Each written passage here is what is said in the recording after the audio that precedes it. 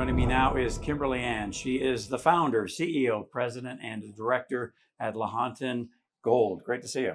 Great to see you. Nice to see you. So let's start with your background, because I find it really fascinating. I saw you giving a presentation. You got into the mining business after buying some shares in a friend's company. Mm-hmm. You made a 30 bagger in 4 months, and you were hooked, obviously. And then you became a serial entrepreneur. So can you give us a little brief backstory there? Yeah, well, before I got into mining, I was a serial entrepreneur. My whole life, my parents have always set the background. If you work for someone else, you're failing, which sounds terrible, but we always had our own businesses. And my family always said, like, you are meant to be a leader. So lead every step of the way, no matter what industry you go into. So I had hair salons and I have clothing lines, and I fell into mining because, as you said, I had a 30 bagger in 4 months, and it demanded my attention. And then I just fell in love with the industry. At that time, marketing companies wasn't as sophisticated as I was used to from the clothing industry. And I felt like I could bring a lot of depth to that from my business background and my marketing background. And then I just rabbit hole. I worked for Waterton and built 3 mines, and I can't get enough. I will stop when I'm not having fun, but I'm really having fun. Yeah, it looks like it. Well, let's get into it. So you've got 3 assets in Nevada, and the flagship is the Santa Fe project. You say this is your favorite asset ever. So what are some of the reasons as to why?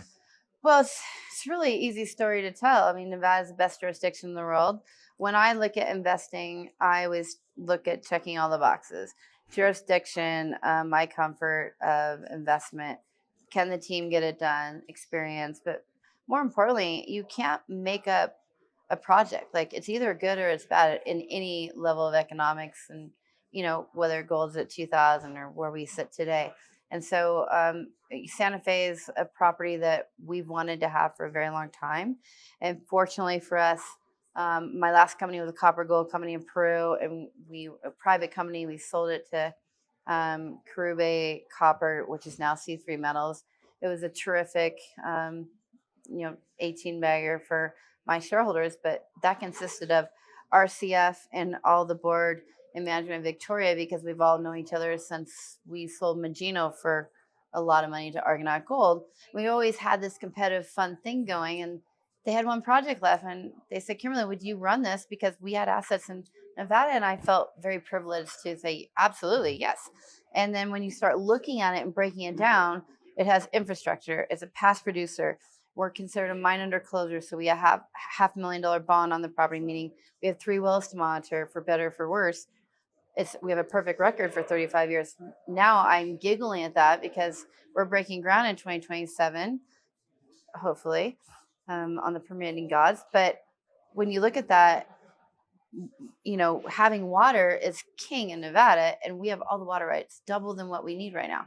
We have a substation on the property. So when I'm looking at checking on boxes on what I would invest in, I would absolutely invest in this Santa Fe asset. Not to mention, the background of the people that are aboard. So it's very good. Fun. Now, so you're planning a updated PEA later this year, I believe. So do you think that'll be a lot more robust, significantly more robust than the previous one? Yeah. Yeah. More accurately, we'll be putting it out probably in Q1, because we did a small round of drilling, 7 holes, hitting 4 different targets to test some different areas that we think we can add more ounces. Our last PEA was done the pit shells were at 1950, which seems like it should have been 5 years ago, but it was just last year. And then the PEA was done at 2050. So we run all the models separately in-house because we have to, because we're so deep in the weeds of permitting. We've been permitting for over 2.5 years.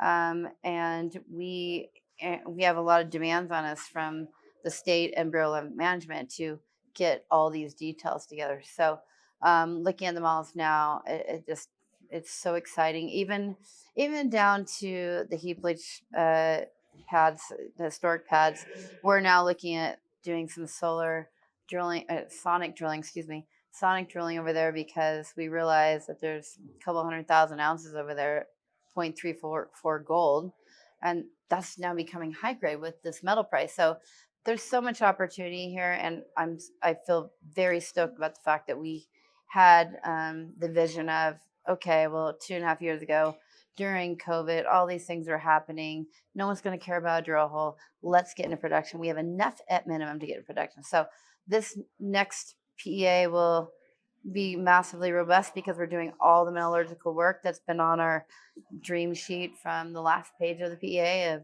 you just checking all the boxes before we get done. So October we'll be doing a great drill program, adding more ounces plus new economics, which is going to be fun. Great. So take us through the timeline to get to building in 26 and then breaking ground 27.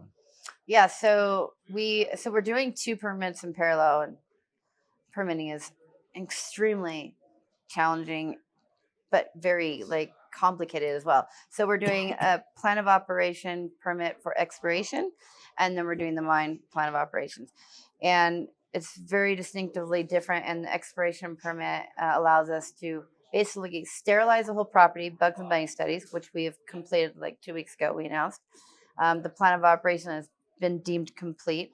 What that means is we can basically not ever go back to the BLM for a permit to drill out this project, which is mind-blowing. Mm-hmm. But with the mine permit that we want and need, we put it in the exact same footprint. So we stay in the EA versus the EIS. So we are staying in a smaller footprint, but then in the future, we just go for a mine expansion once we have that in place. So the balance of this year, there's going to be a lot of updates on the permitting. And, we have a methodically planned out spreadsheet of timelines, and it's matched with what the BLM agrees with. We have biweekly meetings with them. I'm fortunate enough to live 45 minutes away from the Carson City office. I'm pretty sure I'm the only CEO that walks in and goes, "Hey, hi, can I say hi to so-and-so?" And they're like, "Do you have an appointment?" "No, I'm just stopping by." But, I think they need help getting things done right now because we have fantastic legislation that's being pushed through in Nevada, but none of us can keep up with it.